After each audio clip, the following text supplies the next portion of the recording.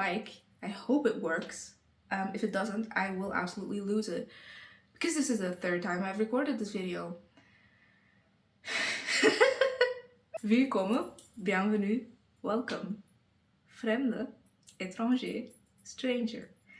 And nice to see you here. If you know me, you know that I have a very small, mild obsession with Cabaret ever since I found multiple full versions of the musical on YouTube.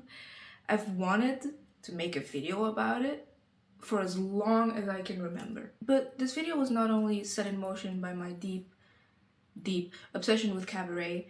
Another reason is that recently Cabaret has gone viral once again because of a Ukrainian adaptation that's been receiving a lot of attention on TikTok. And a lot of people who don't know about Cabaret or what it stands for just see like the glamorous, enticing, fun costumes and a little bit scandalous dance moves, and they're like, oh my gosh, I wish I could travel to the Ukraine to go see that musical right now. And in this video, I hope I can give you the knowledge, or at least show you the depth of this musical, and you might realize why saying something like that is not really... So, whether you've heard of Cabaret, you're just a fan of the channel, or you needed something to watch and you just dropped by randomly, welcome. Grab a snack, grab a drink, and let's dive into the wondrous world of the Kit Kat Club. But before going into Cabaret itself, I want to talk about the people behind this legendary musical. Because the origin of Cabaret hits even harder when you know who wrote it and what inspired it and who and what and where and what and Joe Masteroff was born on December 11th, 1919 in Philadelphia to Jewish immigrant parents.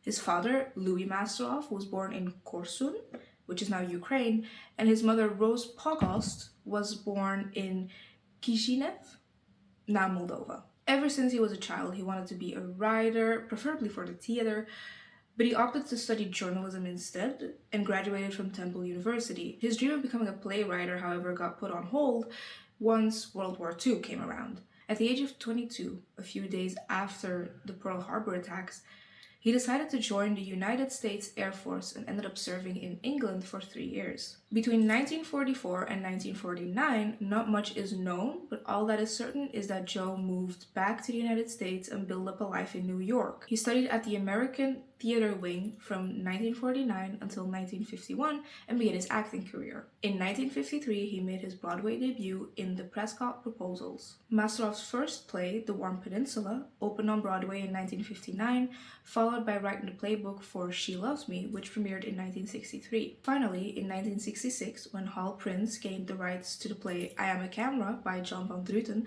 as well as the rights to The Berlin Stories by Christopher Isherwood, Masteroff was hired to make it his own, which leads to Cabaret opening on Broadway in November 1966, with music by Kander and Ebb and running for 1,165 performances, along with winning the Tony Award for Best Musical. If you thought this is where the deep dive already ends, then you are very much unfamiliar with my yap game, so I want to dive another layer deeper. As I just mentioned, the play Cabaret is inspired and derived from two different things, but I want to get into Isherwood's story first. Before I get into that though, I want to give a massive and pretty long disclaimer. I get it if you want to skip through this part, but I would appreciate it if you listen to this. This video is by no means meant to be anti-Semitic. I do not condone World War II. The effects it had on the Jewish population are horrific, they are real, and they cannot be denied. However, the current happening in Palestine is equally as horrific, equally as real, and cannot be denied either. While I am talking about the of Jewish people, and of course the other people that were persecuted by Germany in the 1930s and the 1940s, the ones currently being committed against Palestinians should be taken very seriously. I will leave donation links to families and aid funds in the description of this video, not only for the people in Palestine, but also for the people in Ukraine. This part of history should never have to repeat itself, but since it is already getting close to repeating itself, we should stop before it's too late. I do this in all my videos. I'm reading off of a script simply because I do research a lot. I don't want to mess up the facts I have. It's also like 60 pages long and I could not cram that all in my brain. So if I'm looking down, I'm sorry. On top of my vast love for Cabaret, my family had first-hand experience in World War II. My great-grandmother and my great-grandfather were both 18 and just married when the war officially started. My great-grandfather was drafted, got captured by the Germans, and was put in a camp and survived. I am honored and I am blessed to have heard first-hand accounts of the war. I am very, very blessed that I have the letters he wrote and he received. I have pictures, and especially I have the medals of honor he received after the war. They've both passed since then, but I am determined to keep their memory alive. Just because it has been 80 years since the official end of the war, that does not mean that the lives of the people alive, fighting, or those who have passed are unimportant or irrelevant. Last but not least, because of the nature of YouTube's restrictions, I can't really say the name of a certain man or his party or his party's beliefs, but I hope you are still able to know what I am talking about. It feels very disrespectful to refer to the party with verbal censorship like Yahtzee, because to me it feels like a lot of the historical value to that word gets ripped off. So, after a lot of thinking, I've decided that I will be referring to a certain man with a mustache as AH. The party, whose name YouTube doesn't really like, but who the man started, will be referred to as that party or N party. And the theories and the ideologies related to that party will be N-ism. I hope you understand, and now let's get into the video. The Berlin Stories was published in 1945 by Christopher Isherwood, containing two of his own works, Mr. Norris Changed Strains from 1935 and Goodbye to Berlin from 1939. Both of these novels are set in Jazz Age Berlin in the early 1930s, at the beginning of AH's ascent to power. It shocks me that people only see World War II between 1940 and 1945 because the tension that eventually led to the Second World War started way, way earlier. The book A.H. wrote with all his ideologies wasn't written in the 40s, wasn't written in the 30s, no, it was written in the 1920s. And even though he placed second in the presidential elections of 1932, that party became the largest party in the lower house of parliament. The first camp wasn't built in the 40s, it wasn't built in 39, it wasn't built in 38, nor 37, nor 36, nor 35, it was built in 34, 6 years before the official start of the war. When A.H. officially became president, he changed the title to Führer, meaning leader. And I'm telling you this side rant because I want to make it extremely clear just how bad the tensions were rising, not just before World War II, but also just even before he came to power.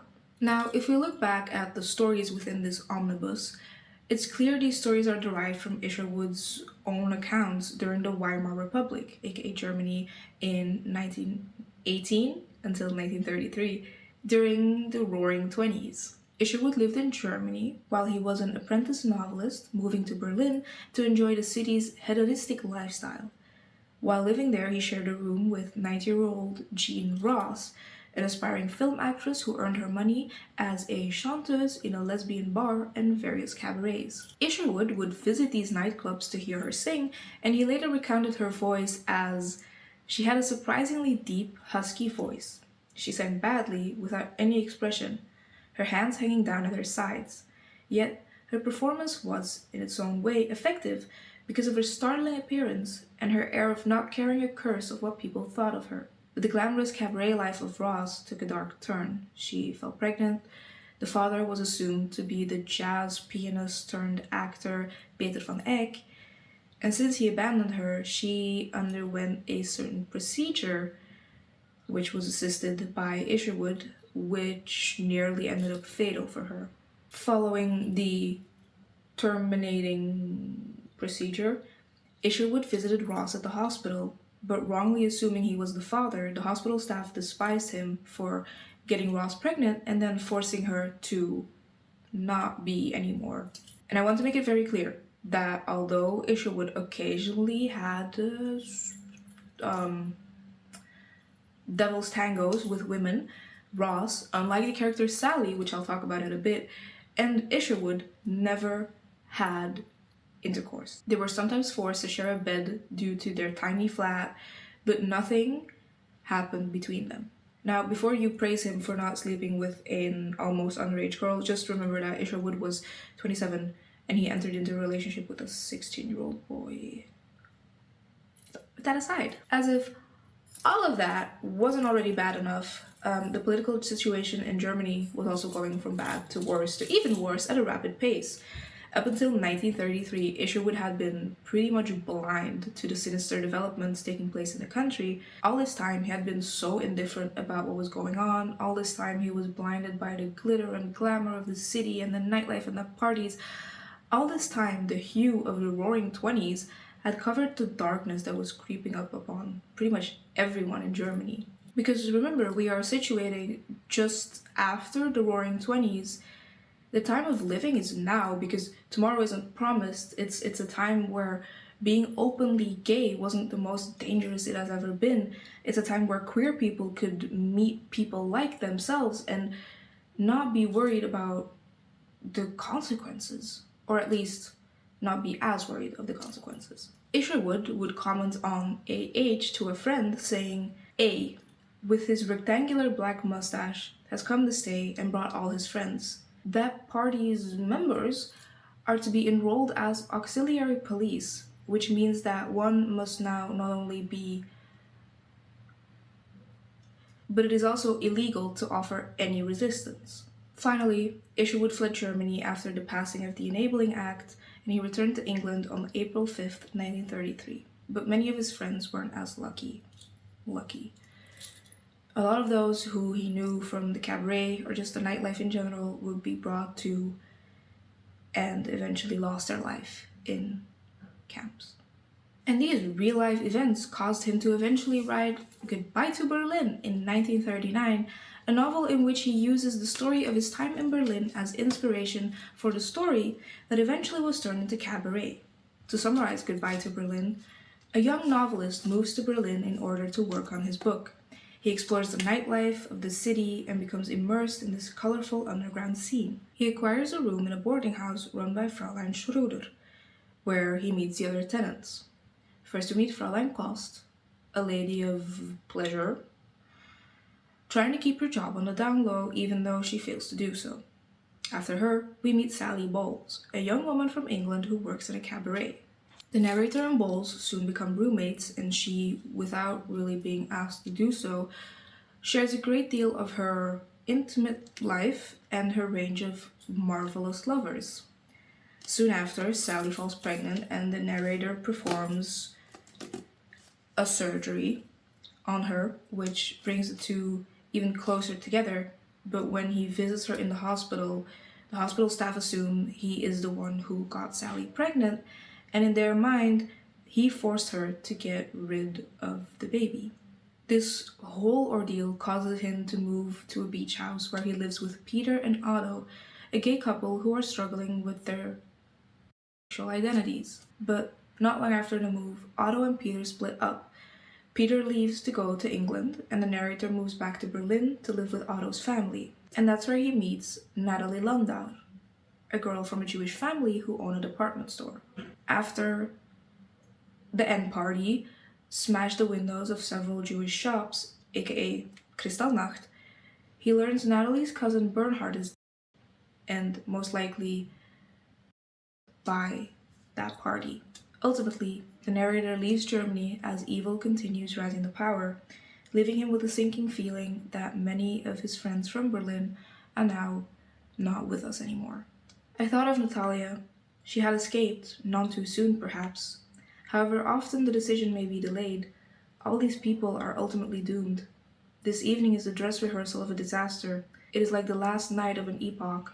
After the success of this book, Isherwood pretty much secured his reputation, but in a 1956 essay he states that he very much regrets the way some people were portrayed. He describes 1930s Berlin as a real city in which human beings were suffering the miseries of political violence and near the wickedness of Berlin's nightlife was the most pitiful kind. The kisses and embraces, as always, had price tags attached to them. As for the monsters, they were quite ordinary human beings, prosaically engaged in getting their living through illegal methods. The only genuine monster was the young foreigner who passed gaily through these scenes of desolation, misinterpreting them to suit his childish fantasy. I also want to note that Ross despises Sally Bowles. Ross spent the rest of her life as a devout Stalinist and was a lifelong member of the Communist Party of Great Britain. She served as a war correspondent during the Civil War and later became a film critic for the Daily Worker. She wrote political criticism, polemics, and manifesto. For her, the naive and apolitical character of Sally Bowles ruined her lifelong work as a professional writer and activist. In 1986, her daughter wrote the following: "She never liked Goodbye to Berlin, nor felt any sense of identity with the character of Sally Bowles. She never cared enough, however, to be moved to any public rebuttal. She did from time to time settle down consciously to write a letter, intending to explain to Isherwood the ways in which she thought he had misunderstood her, but it seldom progressed beyond Dear Christopher. It was interrupted, no doubt, by more urgent things: meetings about Vietnam, petitions against nuclear weapons, making my supper, hearing my French verbs. It was in Isherwood's life, not hers, that Sally Bowles remained a significant figure." In A Berlin Diary, Isherwood also wrote, "I am a camera, with its shutter open, quite passive, recording, not thinking." This sentence then inspired the play I Am a Camera, the second thing which influenced Joe Mastroff's Cabaret. In November 1951, a new play by John von Drauten hit the Broadway scene. It ran for 214 performances and were incredibly influential for the careers of Julie Harris and Marion Winters. This show is basically just the plot of Goodbye to Berlin, played out on a stage, being set in a room in Fraulein Schneider's flat. Aside from the obvious characters like Sally, Fraulein Schneider, Natalia, we also now have the narrator of the book. We never really had his name mentioned, so when it eventually became time to introduce him on stage, we get told his name is Christopher Isherwood. I wasn't able to find much on the play itself. I do know I Am a Camera was eventually turned into a movie as well, except the plot of that movie is very, very different from the book. So I don't know if that is just a case of taking the title and having complete creative freedom, or the play also went completely off topic from the book. But I've rambled on for quite a while without fully even getting into Cabaret, so I think it's time we start talking about that. A lot of people who know Cabaret are probably either familiar with the 1990s rendition with Alan Cummings as MC, or the 2021 version of Eddie Redmayne playing MC. But before I get into those, I want to take it all the way back to '66, where the first version of Cabaret hit the Broadway scene. The date is November 20th, 1966, at the Broadhurst Theatre. As the curtains open, we are welcomed into the Kit Kat Club by Joel Grey in his role as MC. And we start the show with Wilkommen, where MC not only welcomes us to the Kit Kat Club, but also introduces us to the girls and boys of Cabaret. And he starts by telling us, "Leave your troubles outside. So, life is disappointing, huh? Forget it. In here, life is beautiful. The girls are beautiful. Even the orchestra is beautiful." And together with the fabulous Cabaret girls and boys, he eventually introduces us to Sally Bowles, played by Jill Haworth. Haworth. As the party goes on, we are shown a young writer on his way to Berlin, that man being Cliff, played by Bert Convy.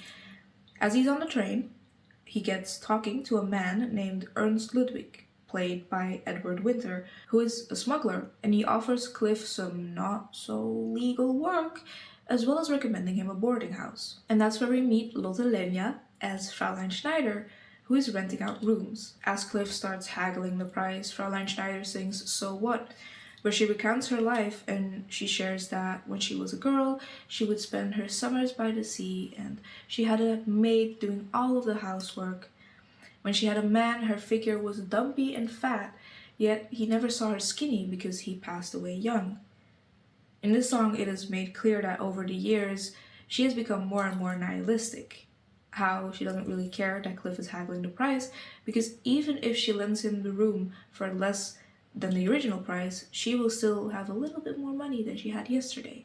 So, they agree, and Cliffs move into the room, making him share the rest of the house with Herr Schultz, who is played by Jack Gilford, and Fraulein Kost, who is played by Peg Murray. As evening falls, Cliff visits the Kit Kat Club, right as MC introduces Sally Bowles for her solo, specifically calling her the most talented young lady from England and the toast of Mayfair, along with telling us to give her back once we are finished with her. Sally then goes on to sing Don't Tell Mama, a flirtatious song about her scandalous adventures all throughout Europe. Afterwards, she starts talking to Cliff, and they start chatting about poetry. She asks him to recite a poem, to which Cliff recites Casey the Bat by Ernest Thayer. At the end of the evening, Cliff, like a true gentleman, offers to escort her home, which Sally shuts down really, really quickly because her boyfriend Max, who is the owner of the Kit Kat Club, gets very, very, way too jealous. And we end our night at the Kit Kat Club with the telephone song, a song where patrons and performers alike are calling each other on the intertable phones,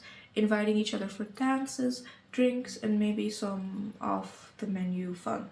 The next day at the boarding house, right after Cliff has given Ernst an English lesson, Sally barges in.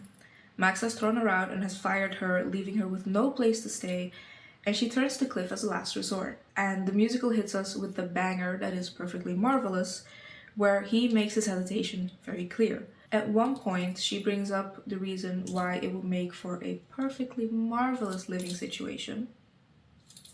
And he brings up the reason why it wouldn't work. In his words, she is much too distracting. But as persuasive as Sally is, she manages to make him agree, immediately leading us into the next song, which is called Two Ladies, where MC and two of his female companions perform a comedic commentary on their new living arrangement. Leaving arrangement?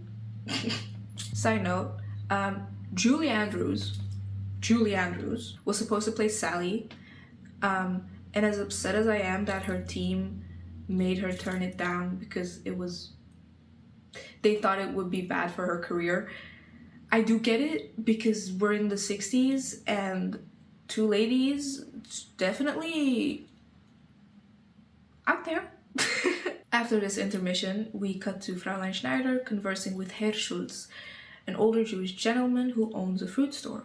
During this interaction, Herr Schultz, being the true romantic he is, presents Fraulein Schneider with a gift, which triggers the song It Couldn't Please Me More. And the first line of the song gives us the answer to the question, oh my gosh, what is in the gift he gave her? If you brought me diamonds, if you brought me pearls, if you brought me roses like some other gents might bring to other girls, it couldn't please me more than the gift I see, a pineapple for me. Now, before you judge, let's remember we are in 1930s Germany. A pineapple was basically edible gold. Germany not only suffered the consequences of their actions from World War I, but also the economic effects of the Great Depression, along with unemployment soaring after the Wall Street crash of 1929. When AH became Chancellor of Germany, he introduced policies to improve the economy, which included privatization of state-owned industries, tariffs, and an attempt to achieve autarky. And that reduced foreign trade would mean rationing of consumer goods like poultry, fruit, and clothing for many Germans, which is also the reason Ernst does the job he does, and also meaning that Herr Schulz gave her one of the most valuable things at a time for free. Even in the song, she's saying how she can hear Hawaiian breezes bloom, and he tells her it's from California. But even if it's not Hawaiian and it's just from California, it's still from California.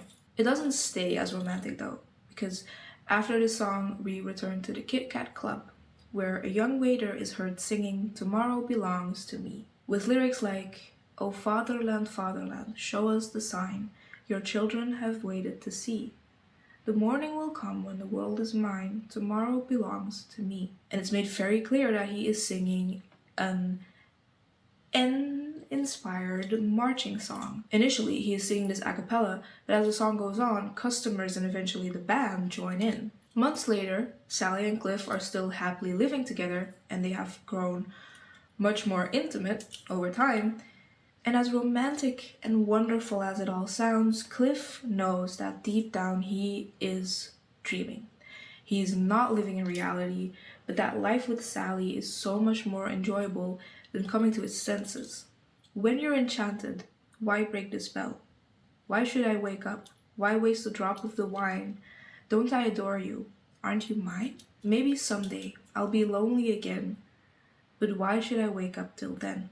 These are just some of the lyrics of Why Should I Wake Up, a song in which he lets us know what the last few months have been like for him. But the higher the highs, the lower the lows, and so his fall from grace is especially harsh when Sally reveals that she is pregnant, but that she doesn't know who the father is, and that she does not want to be. This angers Cliff.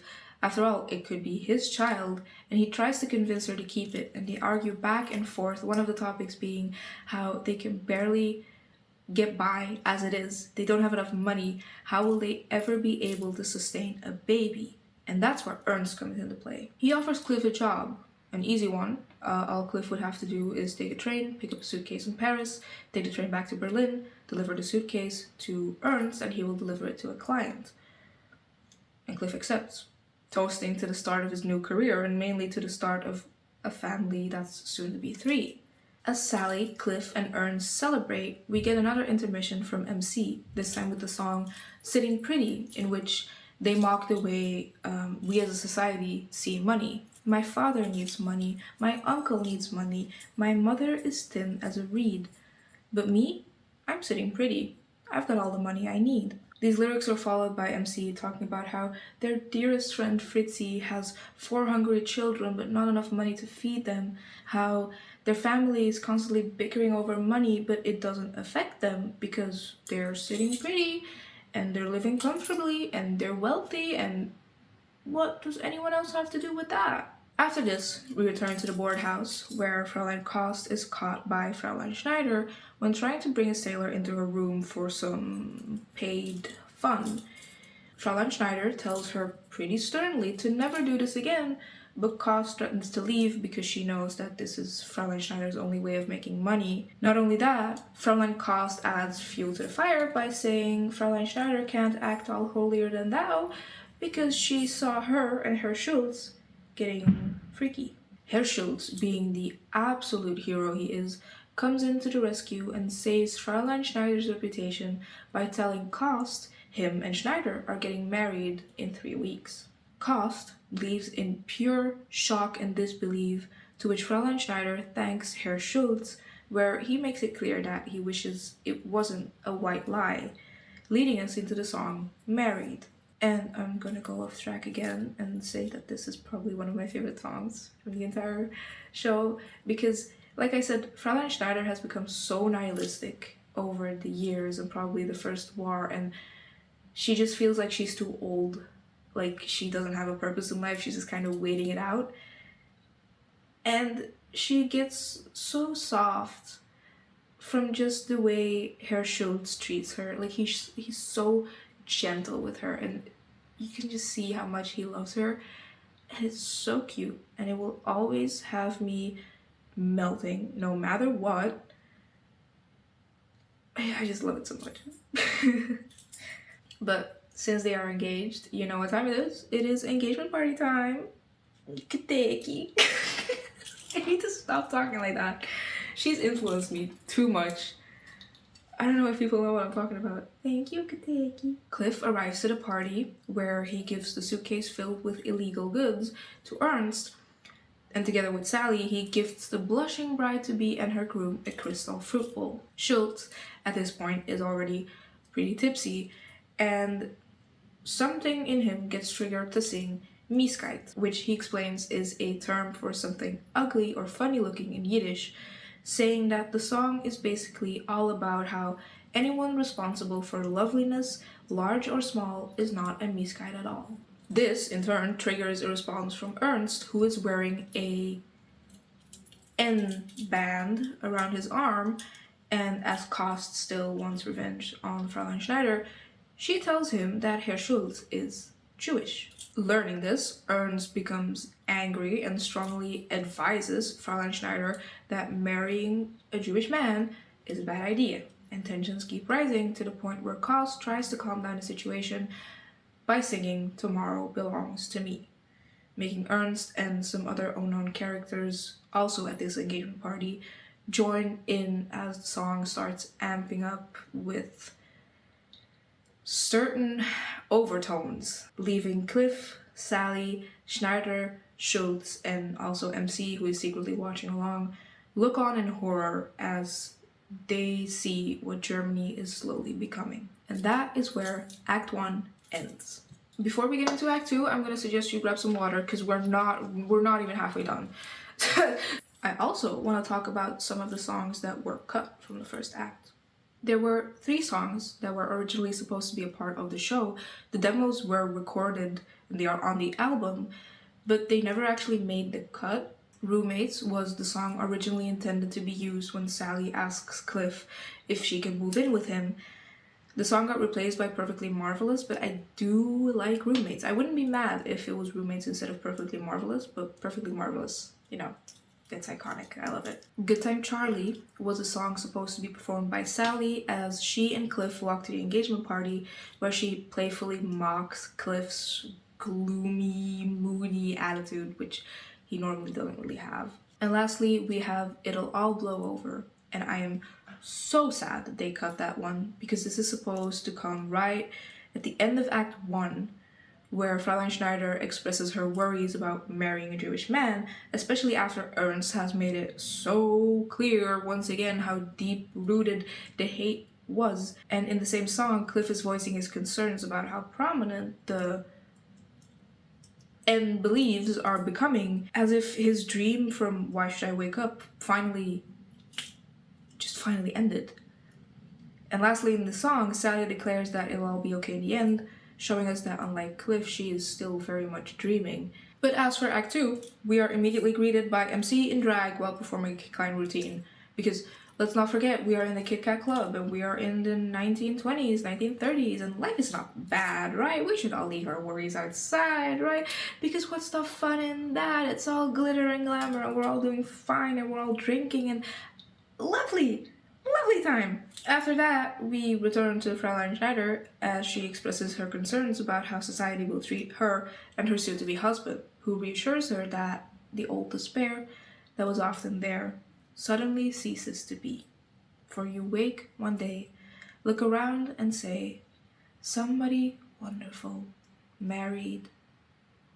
His reassurance and his love are interrupted by a brick being thrown to a glass window of his store. Fraulein Schneider looks full of terror, to which Herr Schultz tries reassuring her, tries calming her down by saying it's nothing, it's just rowdy children on their way to school.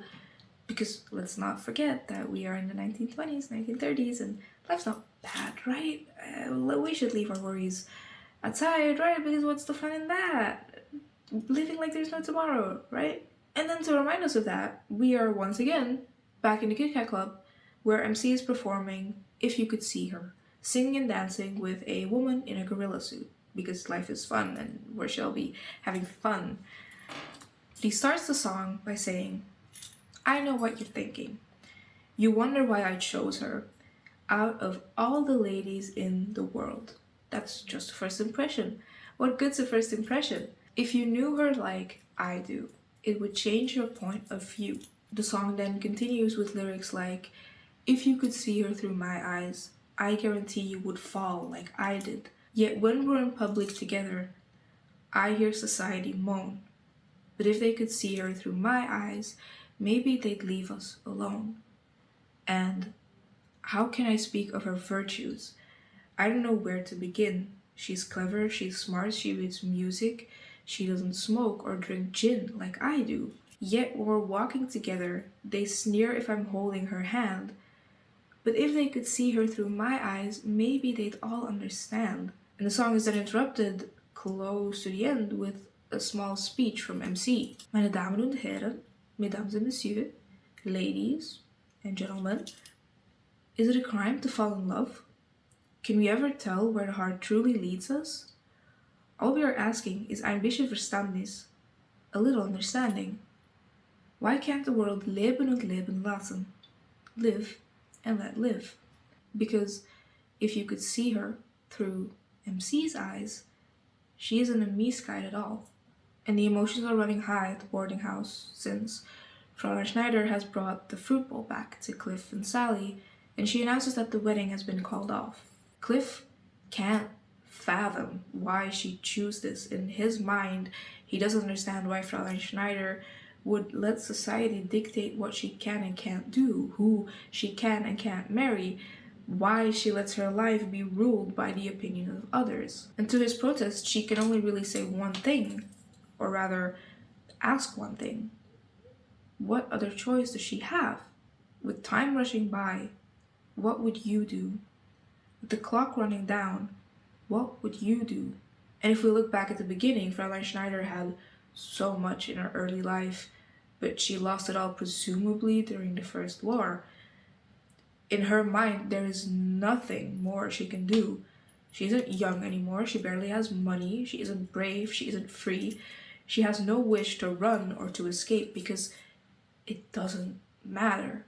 Suppose you want frightened voice, being told what the choice must be. Go on, tell me. I will listen. What would you do if you were me? As strong as she'd been this entire time, she finally shows Cliff, and by doing so us, the audience, that she is completely terrified of what is happening. But unlike Fraulein Schneider, Cliff is already planning his escape. Germany has become too unsafe, and ever since he was forced out of his dream at the engagement party, he has become too aware of how dangerous Germany has become and how quickly it's going from bad to worse to even worse. And he begs Sally to leave Germany with him. He begs her to go to America so they can raise their child together in a safe country. But Sally refuses. To her, life in Berlin is wonderful, and no matter how badly Cliff tries to wake her up, tries to make her see the political and the social dangers around them, Sally just retorts that politics have nothing to do with them. They start fighting. Sally returns to the Kit Kat Club, where they continue fighting, and Cliff gets pulled to the side by Ernst, who has a new job for him. Cliff tries to ignore him, but when Ernst asks Cliff if his attitudes towards him is because of that Jew at a party, Cliff loses it and attacks him, which ends in Cliff being beaten up and thrown out by Ernst's bodyguards. A for effort though. As we divert our eyes back to the stage, a rather exhausted MC reintroduces us to Sally, and she returns to perform. And here we have one of my absolute favorite songs of the entire show, and I could honestly ramble about it for an hour, but I will try to keep it to a minimum. She opens the song with, "What good is sitting alone in your room? Come hear the music play. Life is a cabaret, old chum. Come to the cabaret." And already we see her living in denial of reality. To her, life is a cabaret. It's shiny, it's exciting, it's fun, it's surprising, it's loud, it's extravagant, it's glitzy and glamoury and she eventually confirms this by another line a little further in the song. "No use permitting some prophet of doom to wipe every smile away." Cliff trying to warn her, in her mind, is that prophet of doom. It's him trying to change her, him trying to make her miserable and not have fun in life anymore and ruin her dreams of becoming a star. And directly after, we learn a little bit more about Sally's backstory. "I used to have a girlfriend known as Elsie, with whom I shared 4 sordid rooms in Chelsea. She wasn't what you'd call a blushing flower. As a matter of fact, she rented by the hour. The day she died, the neighbors came to snicker. Well, that's what comes from too much pills and liquor. But when I saw her laid out like a queen, she was the happiest corpse I've ever seen." Think about it. She's a young girl. If we base it on Jean Ross, she's like 19, 20, and she is dragged into this life of parties and drinking and by her friend as they live in less than pleasant environments. She has barely experienced anything except an extraordinary life until her friend by living that exact life. I think of Elsie to this very day.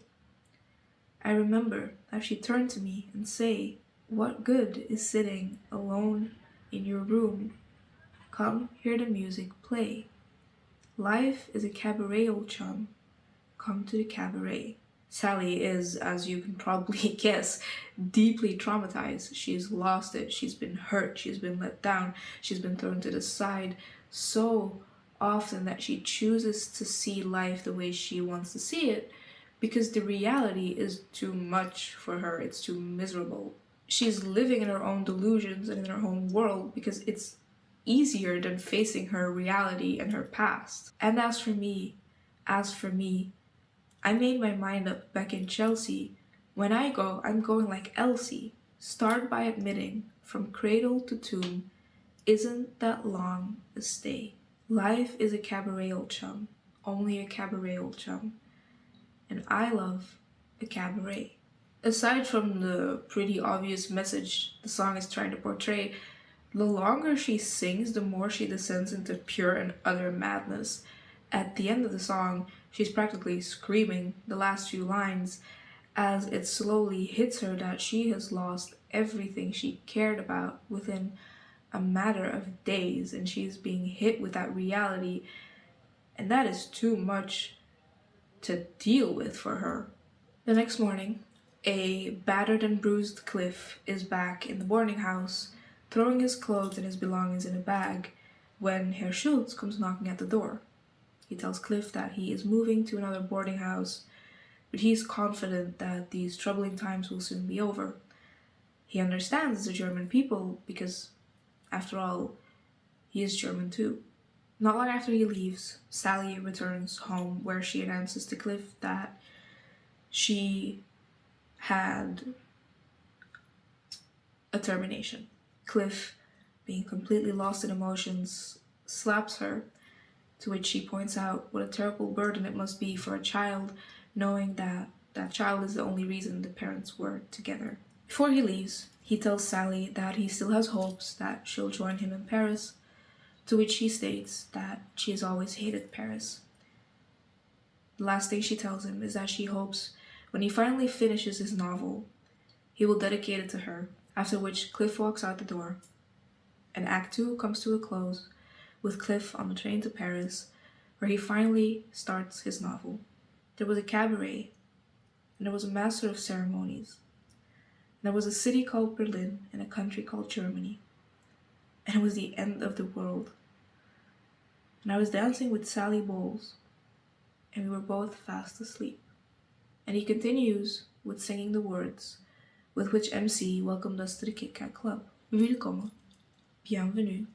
Welcome. But the song is soon taken over by MC, giving us an extremely harsh, distorted, and disoriented version, which he ends with Auf Wiedersehen, a bientôt, followed by a drumroll crescendo, a cymbal crash, and the stage going black. Now, it is said that the original ending, which is sometimes still performed, ends in MC revealing a certain party's uniform under his clothing for one of two reasons. Either he was a supporter of the party all along, or if you can't beat them, join them. You thought this was the end of the video? Why would it be? If you know me, you know that this is only the start of the yapping, because there is so much more to talk about. There have been many different revivals of this musical, which I will also be getting into, from actual Broadway or West End revivals to High School musicals. There's a lot of different endings. So let's get right into it. A successful Broadway show, of course, also needs their West End production. So on February 28th, 1986, Cabaret premiered at the Palace Theatre in London. I couldn't really find any info on where this one differentiated itself from the original production, neither in songs nor in endings, so I presume they kept it the exact same. It ran for 336 performances, with Judi Dench as Sally, Kevin Coulson as Cliff, Barry Dennen as MC, Lila Kedrova as Fraulein Schneider, and Peter Sallis as Herr Schultz. I'm not sure who portrayed Ernst either. There's just not as much information on it as I had hoped. In 1972, we get the cult classic movie adaptation starring Liza Minnelli, Michael York, Helmut Green, Marissa Bergerson, and the ever so iconic Joel Grey, who is back to perform as MC.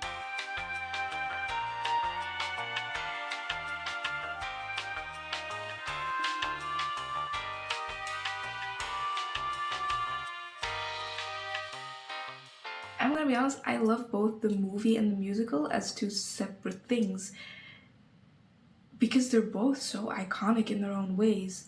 I mean, Cabaret the movie takes both influences from the original story as well as Cabaret the musical. It changes Fräulein Schneider's and Herr Schultz's relationship to Natalia and Fritz, and Max, instead of being the owner of the Kit Kat Club, is now a rich man. So it really just took creative liberty as well as inspiration from both things, and it's cool. I love it. But along with that, two more iconic songs were now added to the list. In this movie, we get the first performance of Mein Herr, which is the song Sally performs after Don't Tell Mama, and Maybe This Time, which is a great song to have a mental breakdown to. But I digress. Not just that, it's also the first time we hear Sitting Pretty replaced by Money Money. And after the movie pulled in even more of a cult following for the musical, it saw yet another West End revival in 1986. There was also a Dutch adaptation in 1985, which is the earliest Dutch adaptation I could find, and I normally do not like musicals in another language than I originally saw it in, but the performance of Sitting Pretty in this version is...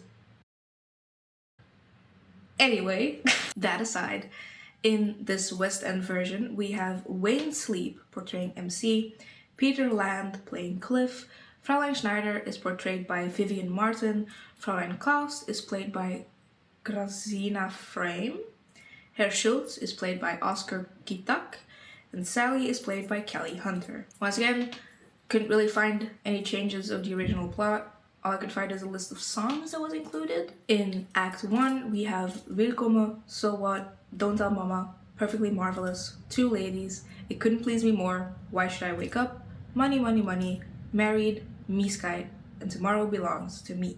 Just by that song list alone, it is clear that the movie has influenced the cabarets to come.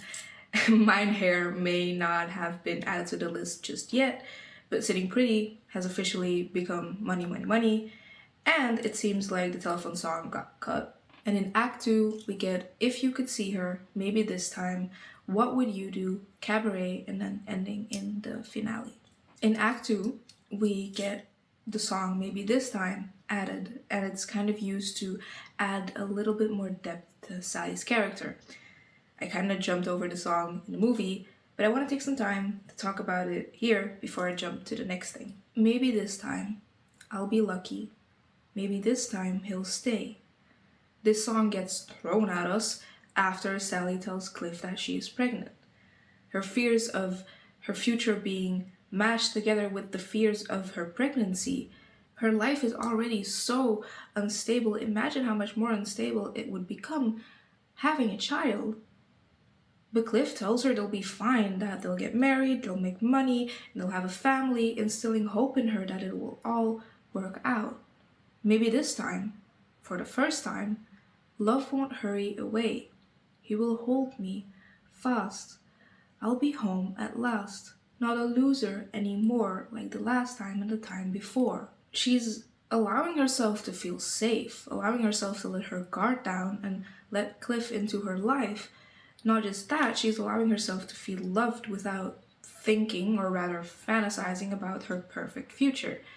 She's been so hurt in the past that she drowns herself in both delusions and alcohol to continue living. But now that Cliff is here, it seems like he loves her for who she is.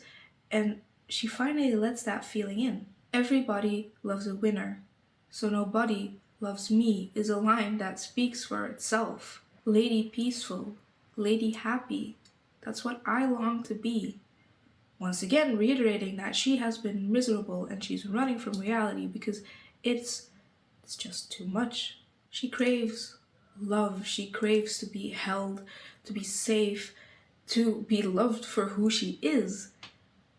And every actress who has played Sally has done such a wonderful job at portraying her, which I'll get into later. But it's just by how they performed this song that you can really base how into the character they are. I couldn't find much, like I said, but I did find a fun fact that this production abruptly closed on a Friday after a fight with the musicians. So the last two performances, Saturday and Sunday, were played with no orchestra to a small audience of people who didn't want a refund for their tickets. A year later, in 1987, we see another Broadway revival, with Joel Grey once again returning to his legendary MC, along with Alison Reed as Sally, Greg Edelman as Cliff, Regina Resnick as Fräulein Schneider, Werner Klemperer as Herr Schultz, and David Staller as Ernst. And just a little silly fact before I get into it, the first preview was on my birthday, October 7th. The actual opening date was October 22nd, but I thought it would be, I don't know, I thought it was cool. Anyway, this is also the first version I could find where an actual recorded version is up on YouTube. I'll link it down below, but just keep in mind that the quality is a little like it was filmed on a potato. The musical itself very much goes as previous adaptations, also ending the same, Cliff writing the novel on the train, singing the beginning of Wilkommen, which then gets taken over by MC as he asks us where our troubles are now. The orchestra continues playing Wilkommen in a distorted manner as we look back on the increasing violence portrayed throughout the show. Finally, we end with Sally singing a part of Cabaret once again, and MC telling the audience the goodbyes as they fade to black and the cymbal crash happens. But we do get one more song. As the months pass after It Couldn't Please Me More and Tomorrow Belongs to Me, Cliff still has gotten absolutely nowhere with his novel, but he's grown very deeply attached to his life with Sally, which is where we get the song Don't Go. If you're running away, I can't stop you, I know, don't go. Have you noticed I wear my heart on my sleeve, don't leave. To you I'm just another face, a warm inviting place, a casual romance. But to me, you're more than just a girl, you're the only girl, and maybe my last chance. Well, I've spoken my piece, now there's nothing to say. Please stay, Sally stay, Sally stay. You may think in time I'll forget how it was, but that's not so. Don't go, Sally. Don't go, Sally, don't go. We don't get maybe this time in this version, seemingly being replaced by Cliff being the one desperately clinging on to life with Sally as it is now. As for the other songs, the first act includes Wilkommen, So What, Don't Tell Mama, the telephone song, which makes a comeback, Perfectly Marvelous, Two Ladies, It Couldn't Please Me More, Tomorrow Belongs to Me, Don't Go, the Money song, aka Money Money, aka Sitting Pretty, Married, and then the reprise version of Tomorrow Belongs to Me. After a pause, we get Act 2, where we have If You Could See Her, the reprise version of Married, the reprise version of If You Could See Her, What Would You Do, I Don't Care Much, Cabaret. Mieskite has now been removed from the set list, and it's also replaced in the She Wouldn't Look Mieskite at All line from If You Could See Her. Instead, it's replaced to She Wouldn't Look Jewish at all, to make it even more clear to the audience that relationships between Jewish people and non-Jewish people were seen by German society as basically just being in love with an animal or a beast. In 87, Cabaret received a German adaptation, which is also on YouTube. In 89, another production of Cabaret hit the Dutch musical scene. And now, ladies and gentlemen, it is time to yap about my favorite adaptation of all time, the 1993 West End revival with the absolutely incredible Alan Cummings. We have Jane Horrocks, who is in my opinion one of, if not the best Sally, Adam Godley as Cliff, which Alan Cummings as MC, which, and Sarah Kestelman as Fraulein Schneider. Now I will say, this is the first version of Cabaret I ever watched. This was my first experience with the concept, the movie, the musical, everything. It popped my Cabaret cherry, if you will, so I am extremely biased. But there are many people who agree with me on this. I love Alan Cummings as MC because as MC was portrayed by Joel Grey in like 90% of the cabarets, it was more of like a little edgy character with some aloof, more like a clown or a jester, just someone there to really just entertain. And when Alan took over, it became much more like bro was bare biddying like 99% of the musical, and he gives such an edge to the character. He truly just created his own version of it. Just in Wilkommen alone, he adds a slight creepiness and mystique to MC. And Joel, like I said, Joel Grey's performance was mainly there to entertain and perform, while Alan Cummings is there to entertain and perform, but also to criticize. He's on to you. From the minute he walks on the stage, from the minute he starts performing, he's on to you. Also, not to be extremely gay, but Jay Horrocks? Hello? Not to be extremely gay, but I'm extremely gay. Her voice, the way she makes Sally her own, her version of Cabaret, like girl had every vein and every muscle in her body flexed and popping out while singing that song. She made Sally so notable to me. She made Sally look into my soul while having Sally, she made Sally look into my soul while I was looking into Sally's soul. I love her portrayal of Sally so much. Also, they finally added Mein to the list of songs performed, but they cut Telephone Song, which is a little upsetting, but I don't mind Telephone Song being cut so that Mein could be placed. Oh my god, I love it so much. Anyway, Act 1 includes Wilkommen, So What, Don't Tell Mama, Mein Perfectly Marvelous, Two Ladies, Tomorrow Belongs to Me, Money, Money, Money, Married, and Tomorrow Belongs to Me reprise. In this rendition, Two Ladies has become much more, but equally, if not more. Yeah, you just have to watch it. I'm sorry. I can't explain.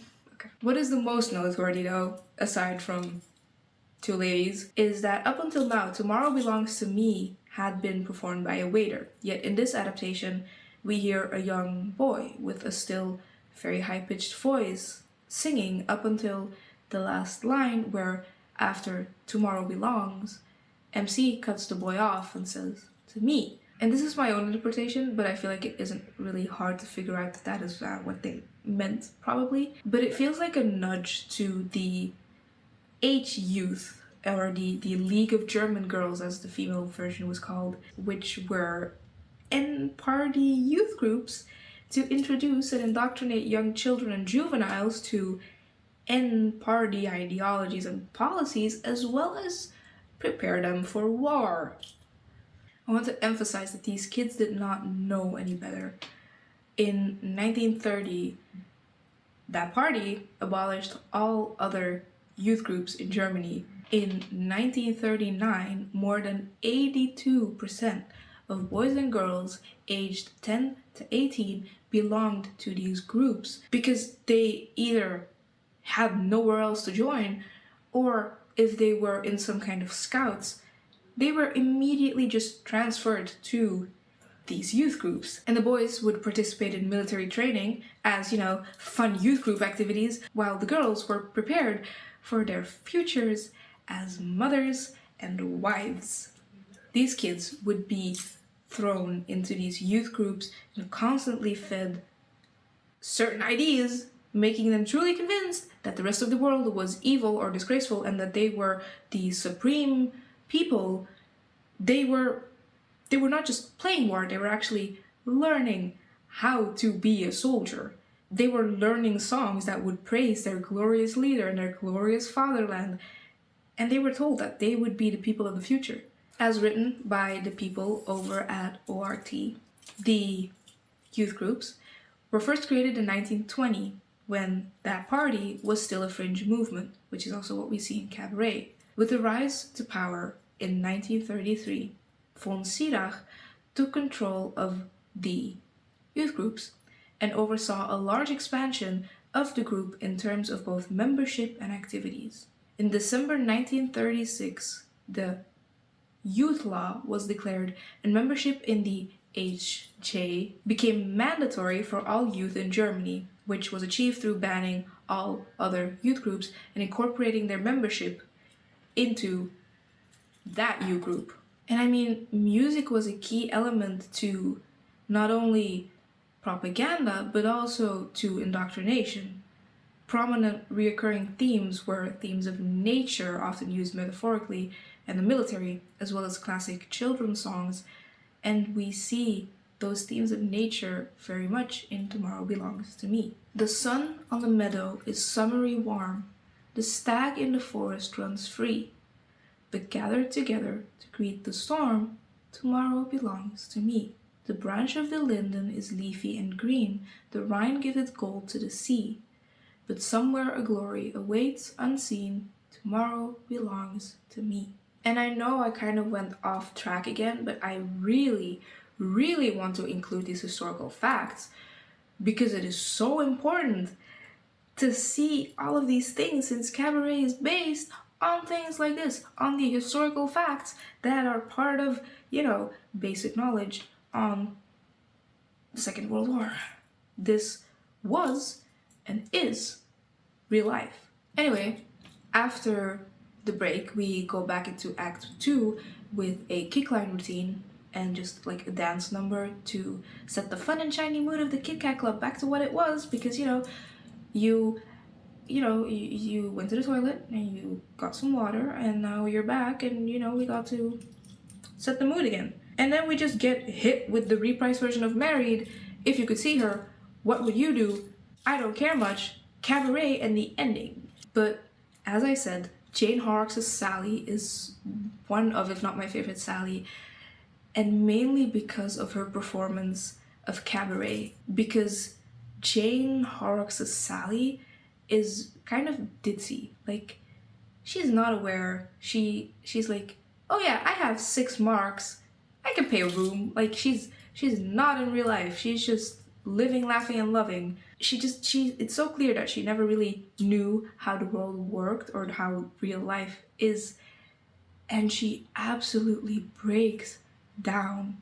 And it is incredible to see. I love her portrayal of Sally so much. I need to shut up about it. It's probably getting annoying, but after Cabaret, we, see how things go again, and we once again see Cliff on the train as he starts writing his novel. There was a cabaret, and there was a master of ceremonies, and there was a city called Berlin in a country called Germany, and it was the end of the world.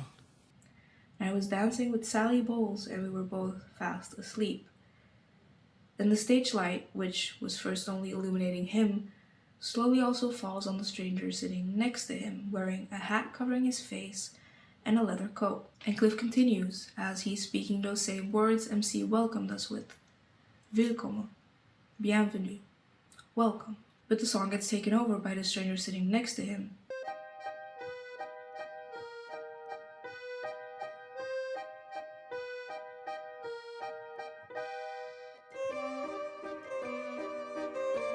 And MC, just like other versions, talks directly to the audience. Where are your troubles now? Forgotten? Told you so.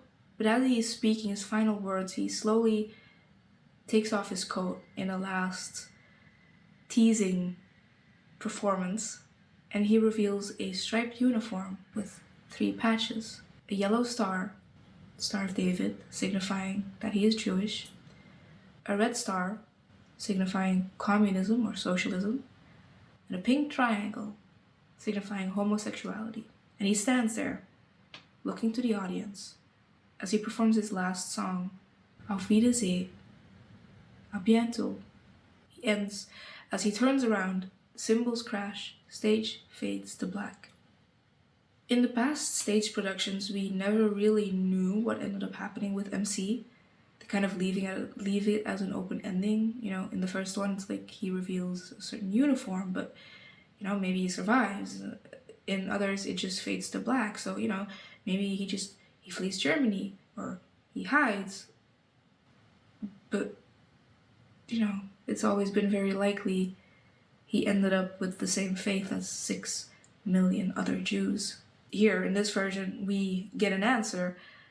As MC reveals his striped uniform, it becomes clear that he is one of the 2.7 million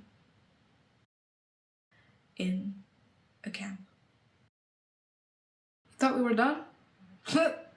Grab more water, grab another snack, because we are at page 44, 58. Apologies if my lipstick looks weird. I had to take a break because I need to eat. Anyway, in 1998, we see yet another Broadway revival, this time based on the production of 93 rather than the one from the 60s, and this ran for 2,377 performances, making it the third longest running revival, being one-upped by O Calcula and Chicago. We are once again absolutely blessed by Cummings as MC, but get a full new cast with Natasha Richardson as Sally, also very, John Benjamin Hickey as Cliff, Ron Rifkin as Herr Schultz, Dennis O'Hare as Ernst, Michelle Pock as Fraulein Kost, and Mary Louise Wilson as Fraulein Schneider, who might be my favorite Schneider. Notable replacements for the characters in this insanely long run were Susan Egan, Gina Gershon, and Leah Thompson as Sally, along with Neil Patrick Harris and John Cicada as MC. And although this version was based on the 93 revival, a number of changes were made, one of which was that during Two Ladies, which, you know, is performed by MC and, you guessed it, Two Ladies, it is now changed to MC with one of the cabaret girls and one of the cabaret boys in drag. And it was also made to include a shadow play, simulating and hinting at various positions you could do with two other friends. Along with that change, the creative team also decided to cut Sitting Pretty. Even though it wasn't a part of the show anymore, there was still references to it, or like the melody was still included in some parts of Money Money, but they just decided to completely cut it out. And the ending is very similar to We See Cliff on the train, except they made him look completely disheveled and broken down. Aside from, you know, the black eye he had from getting in a fight in the Kit Kat Club, he looks completely distraught. As he starts singing the opening lines to Wilkommen, MC walks up to him and sings along, snarling the Bleibe es to stay part at him before listening to the orchestra playing a very distorted version of the original song. And MC takes off his hat, throws it, and is like, "Where are your troubles now? Forgotten? Told you so. We have no troubles here." You can't act for but like, you know, he's putting emphasis on certain words. And the orchestra starts playing more and more distorted, starting to sound rhythmically like a running train. And as the curtains lift, we are shown the main cast standing in front of what seems to be barbed wire. MC gives us a final tease while taking off his coat to reveal the same striped uniform as before. Cymbal crash, lights flicker before ultimately going black, and then the cast gives their final bows in silence, with only the clapping of the audience being audible. We've entered the 2000s so far.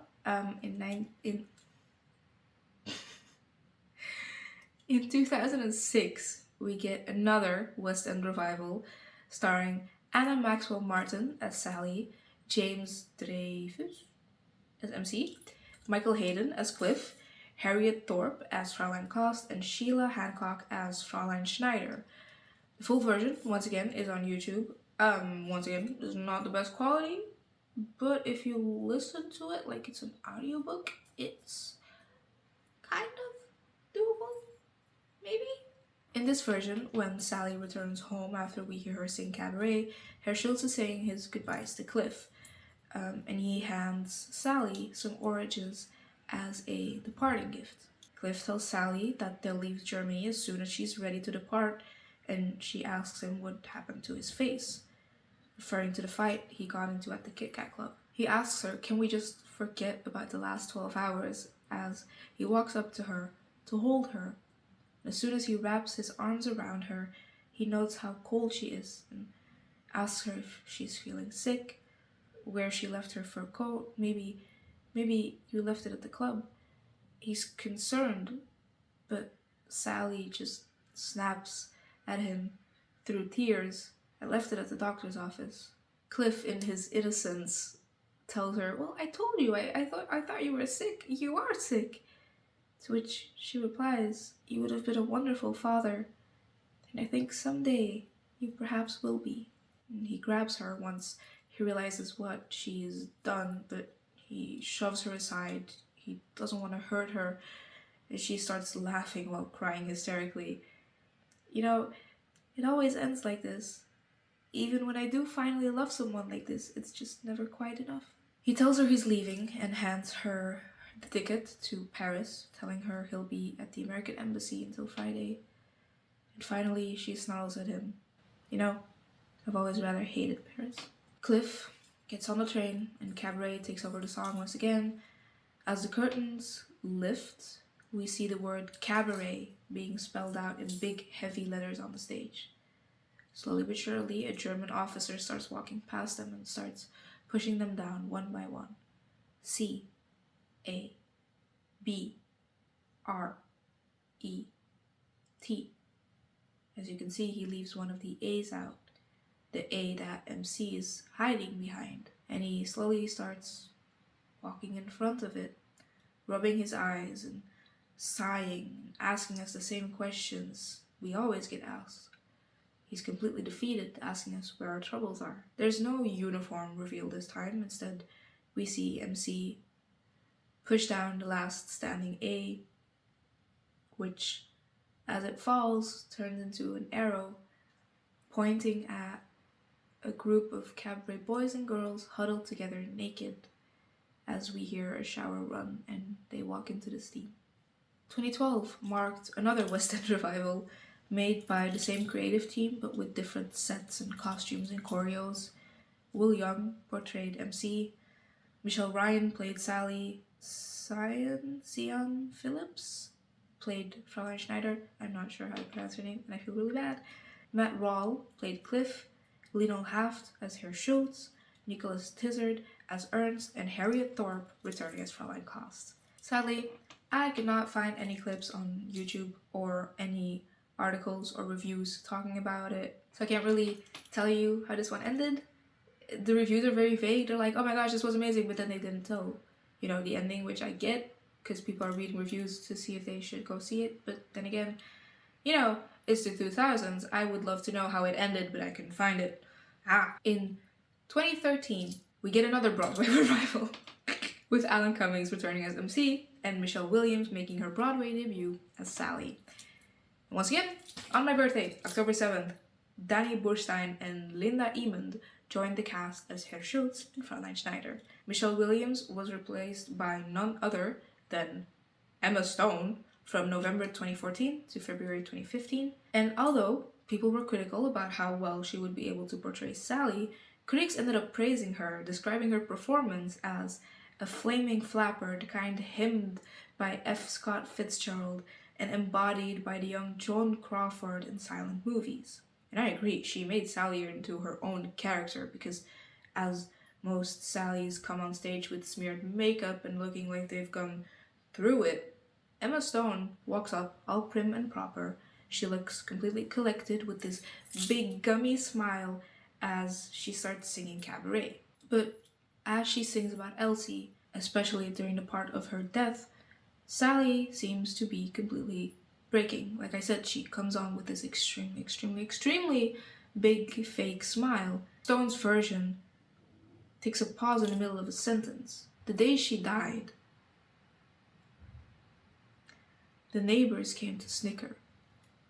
And it's so clear she's trying so hard to keep it together, but she ultimately breaks. She starts screaming the last few lines and she throws the microphone down and she stumbles back in complete shock in what is happening and what is happening to her, probably.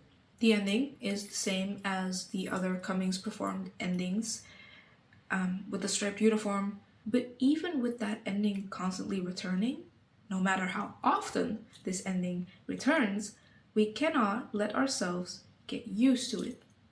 And as the production on Broadway ended in 2016, we are now back in London once again for the 2021 revival with none other than Eddie Redmayne as MC and Jessie Buckley as Sally. Now, I know. I said that my favorite Sally was Jane Horrocks' Sally. But my gosh, does Jessie Buckley come close, if not take her place, where in 1993 Sally was ditzy and blissfully unaware and just like live, laugh, love. Jessie turns her into a strong woman who knows very well what's going on in her life, if not all of Germany, but she knows, she's extremely aware that she shoves her head into the sand. She knows all too well, but she just chooses to hide because in her mind it's easier than being confronted with everything that's happening. And I feel like her portrayal of Sally is how a lot of people actually look at politics. After all, it's only politics. What does that have to do with us? Her portrayal, especially how she delivers that line, reminds me a lot of Martin Niemöller's quote. First they came for the socialists, and I did not speak out, because I was not a socialist. Then they came for the trade unionists, and I did not speak out, because I was not a trade unionist. Then they came for the Jews, and I did not speak out, because I was not a Jew. Then they came for me, and there was no one left to speak for me. And many people refer to this as a poem, but it's not. It's not written, it's words. He actually said it's a real-life quote from a man who openly spoke about his own early complicity in N-ism and eventually changed his heart. His guilt is so clear in all that he has said. His past haunts him even far after the war has ended. And it's such an important quote because we can choose to ignore everything. But what will you do when eventually you are also a part of the group of people they are against? To go back to this revival, I also want to take a look at the venue because it took place in the Playhouse Theatre, which for the showing they changed to the Kit Kat Club. And its seating capacity was changed to a mere 550. It had the in the round stage and there were small tables set around, just really transforming the theater into a Weimar era nightclub. Redmayne's MC also created a very different kind of ending, more of an ending of uniformity. The cast appear in beige suits, which don't fit them at all. Their hair has been slicked back, symbolizing the enforcement of conformity. They've been stripped of all color, all individuality, all the ways that they've been running from the harsh reality that is 1930s Germany. And Sally performs Cabaret in one of those suits. Her makeup is smeared as all the members of the club are trying to fit in with general society. But then we look to MC, and MC is wearing a tailored beige suit, and most notably, a blonde wig, representing the ideal. MC, once conducting a carefree and fun environment, is now literally conducting the lives of the people with a baton. He represents Germany as a whole now and how it's fit in and survive or fight, and as heartbreaking as Sally's Cabaret already is, it turns even more heartbreaking with this ending because she's not only screaming, shouting, sobbing, crying, breaking down at her own traumatic past, but it's because her past has caught up to her. There's no hope for her or her future, but also not for the future of her friends. And most notably, there is no hope for Cliff anymore either, because he's there as well. On stage, with MC conducting him too. He didn't get to escape. That party got to him before he could leave. And what angers me so much about how much hate Redmayne's portrayal of MC was getting is that people were calling it like, oh, it's cringe and he's so overacting, it's so fake happy and he needs to tone it down. And it just shows that people really don't understand what the role of MC is, because that is exactly what MC is supposed to be. They are so used to seeing the, mysterious Alan Cummings version that they forgot that MC was originally a jester, like a dude there to be so silly that you could only look at him and be like, ha, life is really silly. Just like Joel Grey's MC, Redmayne's MC is like a marionette that came to life. It's a jester entertaining the masses, no matter what it might cost them. And eventually, this same production team also brought us a Broadway revival in 2024, where the production once again put stickers over the cameras, just like they did in the West End revival, but the endings also alternate between two versions. One of them is the one I just talked about, the conformity ending, which is also kind of why they put the stickers on the cameras, not just because you can't record, but also because you're in it, you're stuck, you're kind of. But ending 2 goes a little bit different. Ending 2 goes like this. MC asks us where our troubles are now. Forgotten?